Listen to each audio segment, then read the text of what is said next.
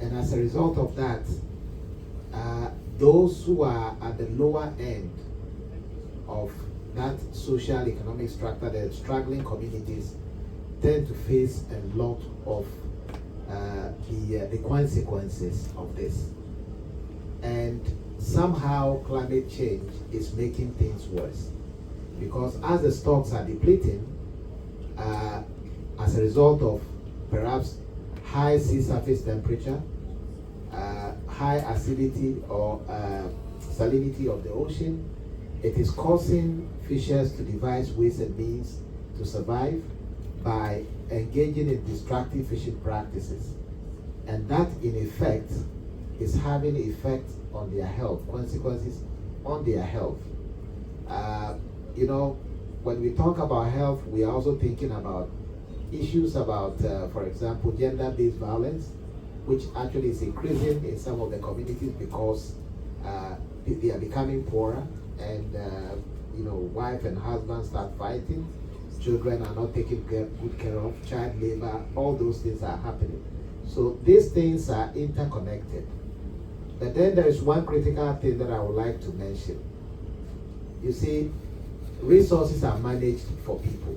You manage the resources, or what we have discussed. We want to do a better thing for people, or things better for people, which means that human being and our social economic life should be at the center of all the decisions that we make.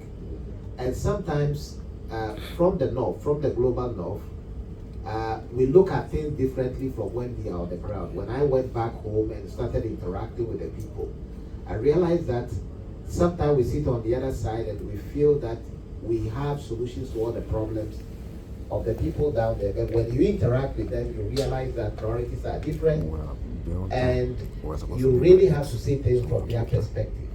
So I think, to cut a long story short, when we are thinking about all this, we have to take into account the people for which we are trying to make these policies or decisions for. Are they really going to be impacted positively or negatively? And we have to take a general equilibrium approach to address. In other words, we don't have to look at the problem because you may try to solve one problem only to create even more problems than the one that you started with. Thank you very much. Thank you so much for that. I have just been notified that we need to get out of here. Okay. So I just want to express my profound gratitude to this esteemed panel. You have just been phenomenal, and you have made us better, both intellectually and also emotionally. Thank you so much for sharing your knowledge with us, and so passionately as well. I really appreciate that. And to our guests, our friends, colleagues, and I was interacting with a couple there from Colombia. Thank you so much for coming. We appreciate you. And all the way from Nigeria, thank you, sirs. Thank you. I'm really grateful. The DG has left. I mean, he just came and I said, you have to be here. I said, okay, I'm gonna come. And I just want to say a huge thank you also to part of the people that have made this possible, our funders. I know they don't like us shining the light on them, but I would say thank you. Thank you so much to the Environmental Defense Fund. Thank you so much to UNF United Nations Foundation. Without your support, this work would not happen. And this event wouldn't even have happened. So thank you so much. We really appreciate you. And I just want to say to the venue organizers, you have been amazing. Thank you so much for accommodating our excesses and for being so patient. Thank you very much. And without further ado, I'm just going to say a huge thank you as well to Pastor Peters.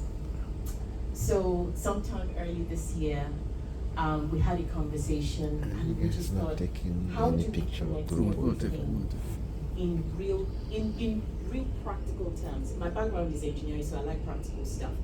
And you're like, everything that you guys are discussing is about human health. And there are people that are experiencing health challenges as a result of what happens along the coastal lines, in ports, and shipping. And so I just want you to please help me appreciate him for the work that he does. He represents a huge team that are not here today. I met him at COP. It's a big team. And they do amazing foot on the ground work in Africa. Please let's give Nurses Across Borders a round of applause, especially represented here by the President. And I'm going to hand over to him for him to give the closing remarks as we come to the end of this event. Thank you very much. Thank you very much, Dr. Dollar. I hope Art Explorer will not charge us extra. I'm going to give her a hug. In 3 minutes, we'll be out of here. When we began the campaign for trying to link climate change to human health, prior to 2009, it was just a single line statement within the UNFCCC working document that mentions anything about health. But the campaign began in 2009 when Nurses Across the Borders with 27 other NGOs with the WHO began to link climate change to health. That was at COP15 in Copenhagen. And then between 2009 up until 2022 at COP27 in Egypt, health was not regarded as a thematic issue in climate discussion. But the campaign gained ground that in 2022 at COP27, health was chosen as a thematic issue. In COP28 in Dubai, a whole day was declared for health. And that was the first time that you have all the health ministers partaking in the negotiation within the health discourse. How? Because we began these discussions.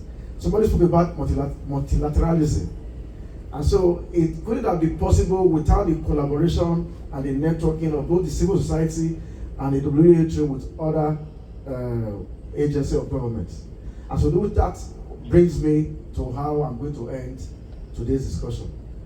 We're doing a lot of work in terms of reaching out to the community, doing our groundwork, but the time has come. A lot is being said about, you're talking about green energy, you're talking about ocean energy. Those are economic issues, but the people that are affected is human health. The success of any campaign on the ocean and the marine or blue economy, or the success of any campaign on climate change, the only way you can measure that success is the impact on your health and my health. And so which is why it is very key that yes, we all have to come together to work together.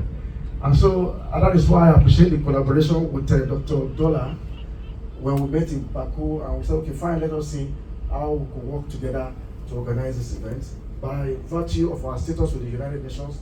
So we have the platform. And so we're calling on everyone here today that the time has come for us to set up what we call a coalition of maritime stakeholders committed to supporting Nurses Across the Borders and the partner group on ocean action for realizing positive environmental, economic, and health outcomes in Africa.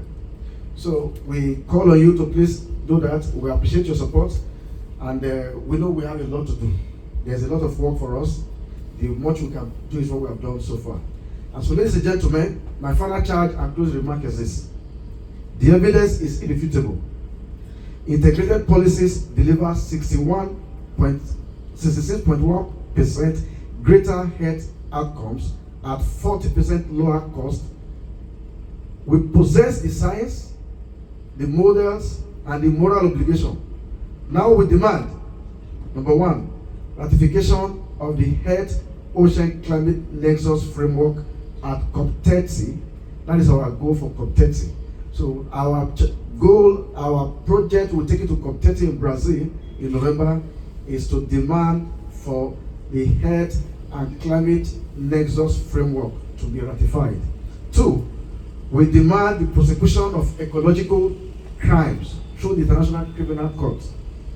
Three, we demand liberation of the $100 billion per year from fossil subsidies for nurse-led resilience with other healthcare professionals.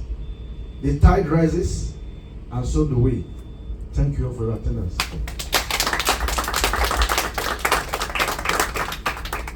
Please, I want us to have a big group picture If you come together, here, please. that's what I